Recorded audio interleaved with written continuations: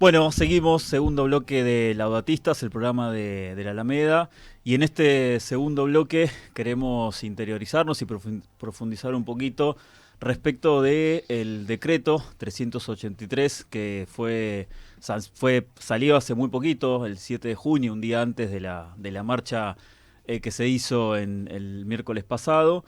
Pero bueno, básicamente un decreto que lo que hace es formalizar, entre otras muchas cosas, lo que tiene que ver con el patrullaje digital y que delega un montón de funciones que antes se hacían a través de una causa judicial, con un juez, con un fiscal, en manos de las fuerzas de seguridad.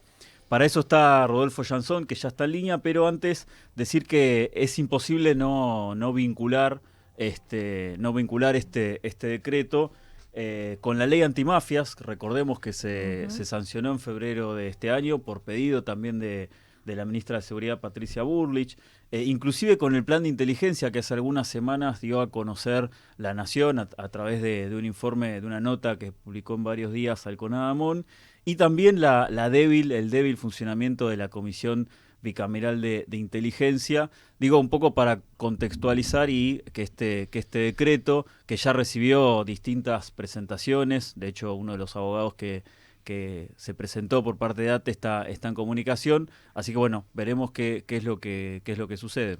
Sí, cuando decimos ley antimafia, por supuesto, es todo lo contrario, tratándose de Burlich. Acaban de otorgarle Flybondi el espacio de lo comercial a una empresa norteamericana que dirige un agente de la CIDE, Escaturice, un ex agente de la CIDE, estrechamente vinculado a Caputo, que a su vez también va por la hidrovía, no precisamente para negocios que tengan que ver con la economía formal. ¿Cómo está, Rodolfo? Buenas tardes. Buenas tardes, ¿cómo andan? Por aquí todo bien. Bueno, Bueno, nos gustaría un análisis, y aparte sabemos que hiciste una denuncia, que patrocinaste a Gremio de ATE en una denuncia contra este decreto. ¿Cuáles son las cuestiones de fondo que te parece que hay que tener presente, digamos, en esta resolución que ha tomado el Ministerio de Seguridad respecto al ciberpatrullaje y al espionaje interno? Bueno, a mí me parece bien el contexto que les dieron ustedes en la introducción, porque esto es uno de los tantos pasos que ha dado el gobierno de Milei y Patricia Bullrich. A ese contexto yo le agrego un par de cosas más. La injerencia militar en cuestiones de seguridad interior, sobre todo en el noroeste, con lo que dieron llamar el operativo Julio Argentino Rojo. Sí, te escuchamos. creo que perdido, hemos perdido, ahí va, a ver, ¿Estamos, ahí Rodolfo? está, Estamos, ahí va, Dale, ahí va, ahí va, ahí dale, va. continúa. no sé dónde quedó la comunicación trunca, pero bueno, lo que Estabas, decía era que yo sí, quiero agregar al contexto que ustedes dieron sí. bastante bien el tema de la injerencia militar en cuestiones de seguridad interior, con el llamado operativo Julio Argentino Roca en el noroeste, Ujú. donde también facultan a los miembros de las Fuerzas Armadas, militares, a detener gente presuntamente por alguna cuestión delictiva. Y a eso también le agrego la decisión del año pasado de generar no me acuerdo bien cuál fue la nomenclatura, pero algo así como un consejo de protección de unidades económicas, digamos, que crearon una estructura dentro de la Policía Federal para cuidar a la fábrica, digamos, claramente un mensaje sobre las organizaciones Nunca sindicales buscar delincuentes, Rodolfo. contra los... Claro, bueno, a eso le agrego otro elemento más, que es el carácter xenófobo que han tenido muchas de las medidas que ha tomado este gobierno, medidas con las cuales por decreto de necesidad y urgencia, han derogado derechos fundamentales de personas migrantes, de refugiados, según la Convención Internacional de Naciones Unidas sobre Refugiados. Digamos, están viniendo por todo, por los derechos esenciales de las personas, por la organización de los trabajadores, y me parece que en todo esto ante una dirigencia política que está haciendo poco y nada, lamentablemente, y hablar de los legisladores que siguen durmiendo el sueño de los justos, y con un sistema judicial que, como hemos visto en los últimos días, con la decisión de la Corte Suprema ratificando una condena a la expresidenta, que más allá de si es culpable o no es culpable, a mí lo que me parece que es más grave es que los miembros de la Corte Suprema nos hicieron saber que sin leer un expediente dijeron lo que dijeron. Y esto es un mensaje claro para toda la dirigencia política, que ellos se ponen por encima de todo y no importa lo que haya sucedido, sino lo que ellos deciden en definitiva.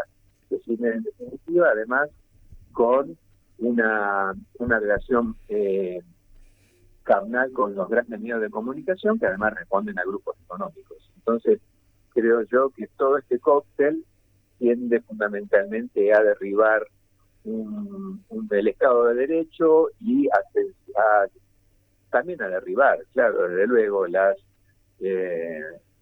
ansias democráticas que teníamos como de vivir dentro de una sociedad civil. Pero bueno, todo está en disputa y por eso también creo entre esa disputa está la cuestión legislativa, el terreno judicial y el terreno jurídico, y por eso es que nosotros creemos que ese terreno y esa lucha la tenemos que dar desde la protección de sobre todo de los sectores más vulnerables y de los trabajadores. ¿Te parece que puede haber alguna reacción o respaldo de la Corte Interamericana de Derechos Humanos o de organismos como Amnistía Internacional o Naciones Unidas que se pueden expedir al respecto? Sí, por suerte hay organizaciones sociales y de derechos humanos que están haciendo presentaciones, entre otros el Centro de Estudios Legales y Sociales, el CEL, y otros también, y están haciendo las denuncias pertinentes sobre todo ante la Comisión Interamericana.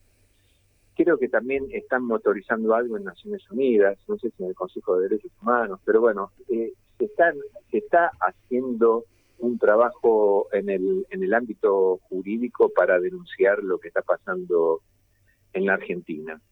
Y bueno, obviamente lo tenemos que acompañar, tenemos que aunar esfuerzos con los organismos de derechos humanos, las organizaciones sociales, los sindicatos, los centros de estudiantes. Tenemos que ir generando consenso, generando organización, porque si esto sigue, nos van a dejar sin país y sin derechos. Y yo creo que, bueno, la Argentina, que ha sido un puntal en lo que ha sido la vigencia de los derechos humanos, las normas que nos hemos dado como sociedad civil, me parece que todo eso se está derribando y, bueno, ellos mismos nos han dicho, ¿no? El modelo de ellos es Perú. Una élite de unos pocos con una inmensa mayoría en la inmensa pobreza y con un sistema democrático absolutamente debilitado, por decirlo del mejor modo, ¿no? Porque yo creo que era eso, el fujimorismo total. Claro. Vamos a un fujimorismo. Claro. Y además con una Montesinos como es Bullrich. Un Montesinos fue el que hacía los deberes, los peores deberes para Fujimori. Y bueno, eso es Bullrich también. Por eso este gobierno es de Milei y Bullrich. Y creo que en todo esto también hay que meterlo a Mauricio Macri, porque él se hace el republicano, pero creo que es uno de los grandes jefes de lo que está pasando, y es uno de los que sentó las bases para que el sistema judicial argentino esté en la situación calamitosa en la que se encuentra, con esta corte, con los jueces. Si nosotros estudiamos los jueces que han pasado por el caso de Cristina Fernández de Kirchner, nos vamos a escandalizar como nos venimos escandalizando hace años. Jueces puestos por decreto de Mauricio Macri, entre otras tantas tropelías. Ni que hablar de los jueces que han sentenciado, en el caso de Cristina Fernández de Kirchner, y que han jugado hasta el tenis con Mauricio Macri decenas de veces. Entonces, todo esto en un país donde el Estado de Derecho está fuerte, eso no podría pasar, porque los jueces tendrían que ser recusados, tendrían que aceptar no poder intervenir en esos casos, lamentablemente lo han hecho. Bueno, todo esto lo tenemos que dar vuelta de alguna manera, pero lo vamos a hacer con la gente en la calle, no hay otra, porque si vamos a esperar de la dirigencia política, estamos a hacer un problema. Tal cual, así como fue cuando Ocurrió el 2001 y después se reconfiguró toda la Corte. Bueno, Exactamente, Rodolfo, exactamente. te agradecemos mucho estos aportes. Seguramente vamos a volver a comunicarnos y a seguir atentamente estas medidas autoritarias y Estamos, antidemocráticas que lleva adelante el gobierno y obviamente bueno, confiados en la movilización y la lucha del pueblo. Muchas gracias, bueno, Rodolfo. a Buenas tardes. disposición, abrazo. Gracias. Ha pasado Rodolfo Jansson, él es abogado y es un abogado que trabaja siempre en el tema de derechos humanos, ¿no? Y para puntualizar a la audiencia, que no quede como una generalidad, la gravedad, digamos, de este decreto implica, vieron que nosotros con la era democrática nos habíamos acostumbrado a que no era obligatorio andar con el DNI encima y una cantidad de cuestiones. Bueno, hoy ya se pasaron de rosca porque si no les gusta tu opinión en las redes sociales, sin ningún orden judicial pueden investigarte, pero algo peor, por portación de cara te pueden detener para averiguación de antecedentes e incluso pueden inspeccionar el interior de tus bienes, por ejemplo tu auto. Y eso en la historia lamentable que tiene nuestro país de casos de todo tipo de causas armadas a perejiles, la verdad que nos pone a todos en un estado de vulnerabilidad bastante importante. Por lo tanto, esto tiene ribetes bastante complejos. Deberemos seguir todos el devenir de las causas judiciales y, como bien decían Gustavo y Rodolfo, construir fuerza popular para eso. Son, bueno,